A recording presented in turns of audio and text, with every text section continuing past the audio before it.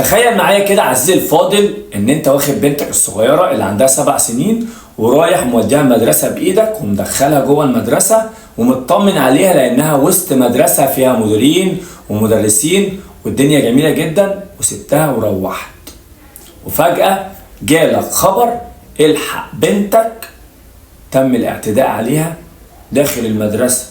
والغريب في الموضوع ان اللي اعتدى عليها شاب عنده 30 او 35 سنة من خارج المدرسة.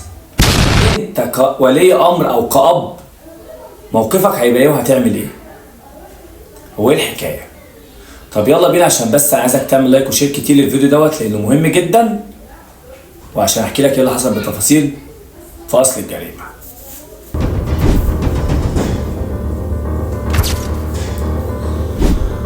بإحدى المدارس بمنطقة المرج تم الاعتداء على طفلة صغيرة في أولى ابتدائي لسه.